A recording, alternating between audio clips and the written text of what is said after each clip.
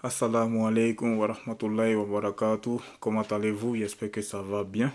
Aujourd'hui, on va continuer sur la croyance musulmane et aujourd'hui, nous allons voir le sujet qui est Allah. On va apprendre à connaître Allah subhanahu wa ta'ala. Donc, je vais vous mettre le test tout à l'heure et je vais vous expliquer et nous allons voir des différentes explications et vous allez mieux comprendre, Inch'Allah. Donc, je vais vous mettre le test. Donc, c'est le test qui est là. Nous allons commencer l'explication du sens des deux témoignages. Bismillahirrahmanirrahim. Alhamdulillahi Rabbil Alamin. Ashhadu an la ilaha illallah wa la sharika lahu. Wa ashhadu anna Muhammadan abduhu wa rasuluh. La louange est à Allah, le Seigneur des mondes, et que l'honneur et l'élévation en degré soient accordés au prophète Muhammad sallallahu alayhi wa sallam. Et nous demandons à Allah qu'il nous fasse apprendre de ce que nous ignorons, qu'il nous fasse nous rappeler de ce que nous avons oublié et qu'il nous augmente en connaissance. Et nous demandons à Allah qu'il nous accorde une intention sincère dans l'apprentissage de la science de la religion ainsi que dans son application. Donc, l'explication du sens des deux témoignages, il faut savoir que les phrases là comportent des sens, une signification. Et c'est ce que nous allons voir, Inch'Allah, dans ce cours-là. Donc, le croyant est celui qui croit en Dieu et en son prophète. C'est-à-dire qu'il croit aux deux témoignages. Le premier témoignage, je crois qu'il n'est de Dieu que Dieu, signifie je sais, je crois fermement dans mon cœur et je reconnais avec ma langue que nul ne mérite d'être adoré sauf Allah.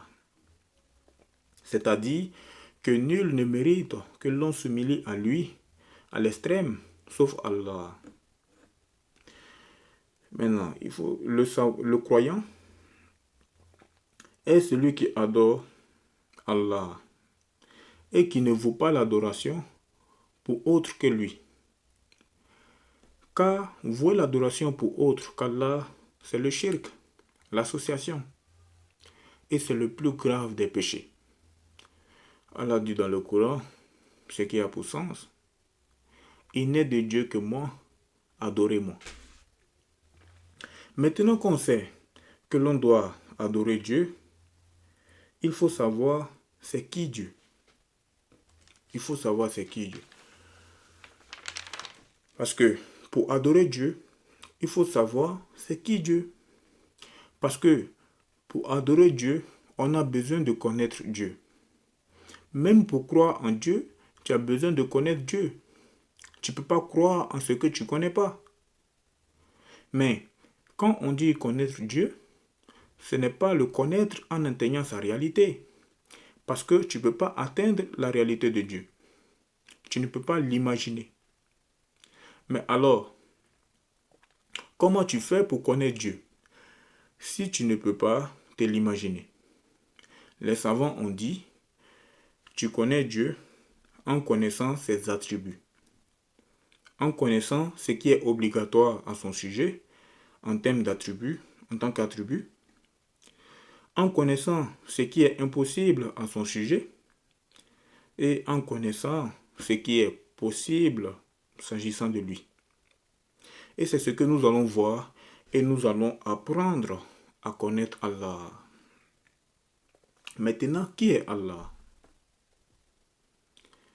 Allah est le créateur de tout ce qui existe. Il est le Seigneur des mondes. On ne peut pas l'atteindre par notre imagination. Et les noms qui indiquent sa perfection, parmi les noms de Dieu que le prophète Muhammad sallallahu alayhi wa sallam nous a enseigné, il y a Al-Wahid. Al-Wahid signifie qu'Allah est unique, c'est-à-dire qu'il n'a pas d'associé dans la divinité, il n'a pas de père, ni de mère, ni de frère, ni de sœur, ni d'épouse, ni d'enfant. Il n'y a pas autre créateur avec lui. Il n'y a pas un créateur du bien et un créateur du mal.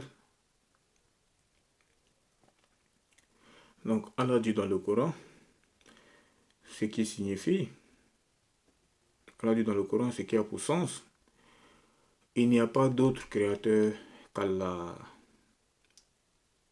C'est lui qui est unique et qui domine toutes choses. Celui qui a cru qu'il aurait plusieurs créateurs, c'est par définition un associateur. C'est par définition un associateur. Parce que il a associé Dieu à ses créatures. Le créateur du monde, il a les attributs de perfection. Et il est exempt de toute imperfection. Donc, le créateur de ce monde,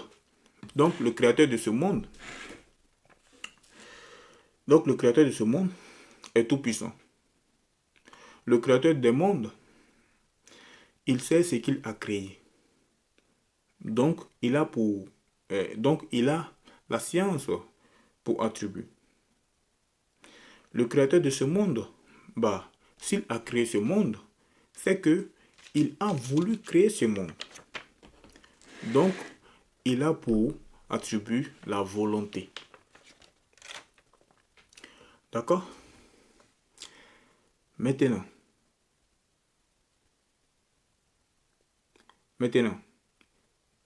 s'il y avait eu deux créateurs pour ce monde, alors chacun de ces deux créateurs aurait pour attribut la toute-puissance, la science, la volonté. Et chacun des deux aurait créé ce qu'il veut. Mais alors, si l'un des deux avait voulu qu'une personne existe, exemple Zayd, on va lui donner le nom de Zayd par exemple, vous pouvez lui donner n'importe quel nom, c'est un exemple. Si l'un des deux avait voulu qu'une personne existe, exemple Zayd, et l'autre avait voulu qu'il n'existe pas, alors Zayd ne peut pas exister et ne pas exister en même temps.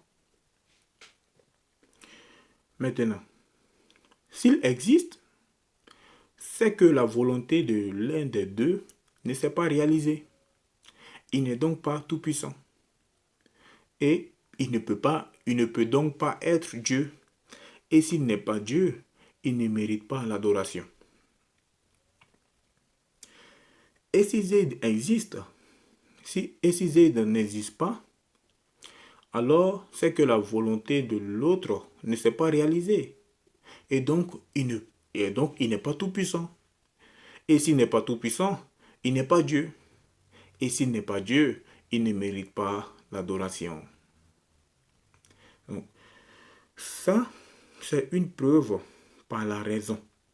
C'est une preuve rationnelle qui montre que ce monde a un seul créateur. Il n'a pas plusieurs créateurs.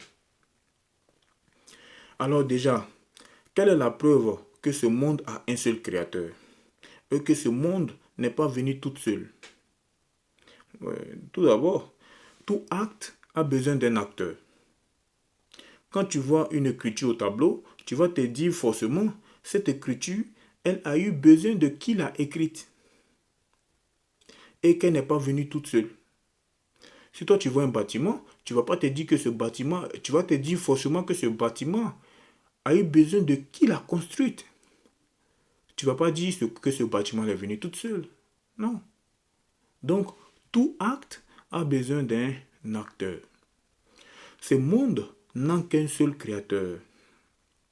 Il a créé toutes choses. Le bien et le mal. Il a créé le bien et le mal, les cieux et la terre, le paradis et l'enfer, la lumière et l'obscurité. Même la lumière, c'est Allah qui... Même la lumière est créée. Même l'obscurité est créée. Et c'est lui qui mérite l'adoration. Ce créateur, c'est lui qu'on appelle Dieu en français. C'est lui qu'on appelle Allah en arabe. C'est lui qu'on appelle God en anglais. C'est lui qu'on appelle Dios en espagnol. Mais ça ne veut pas dire qu'il y en a plusieurs. Mais c'est plusieurs mots qui indiquent ce même être qui ne ressemble pas à ces créatures et qui est Allah. Il y a d'autres qui disent que Dieu n'a pas créé le mal. Il y a d'autres qui disent que Dieu n'a pas créé le mal. Allah dit dans le Coran, ce qui a pour sens. Kul a'udhu bi rabbi falaq min sharri ma khalaq. C'est-à-dire, dit, je demande la préservation de Dieu contre le mal des êtres qu'il a créés. Min sharri ma khalaq. Contre le mal des êtres qu'il a créés. Min sharri ma khalaq. Vous voyez? C'est Allah qui a créé toutes choses. Et il faut savoir que le paradis existe déjà et l'enfer existe déjà. Inch'Allah, ça fait partie des sujets que nous allons voir, le paradis et l'enfer, et le jour de la résurrection, le jour du jugement, le pont qui surplombe l'enfer. Nous allons voir beaucoup de sujets et Inch'Allah, nous allons expliquer cela en détail. Donc, on va s'arrêter là pour aujourd'hui, mais il faut savoir que tout ça, il faut savoir que tout ça là, c'est la signification du nom de Dieu Al-Wahid. Genre tout ce qu'on a expliqué là, c'est la signification du nom de Dieu Al-Wahid. Al-Wahid. D'accord?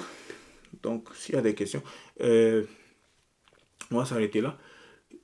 Et donc s'il y a des questions, je laisse le numéro dans la description de la vidéo et vous allez voir un numéro WhatsApp, envoyez un message pour que je vous ajoute dans un groupe là où j'envoie les liens et s'il y a des questions, vous pouvez poser des questions. Si vous avez des doutes ou si vous n'avez pas compris des choses, écrivez-moi et Inch'Allah, je vais vous répondre à ces questions-là. Donc, partagez la vidéo et partagez la vidéo à d'autres personnes pour que d'autres personnes puissent profiter de ces connaissances, profiter de ces cours-là, de apprendre la science de la religion, voilà, de participer aussi. Donc, partagez la vidéo et abonnez-vous à la page YouTube. Et Inch'Allah, nous verrons plus de sujets.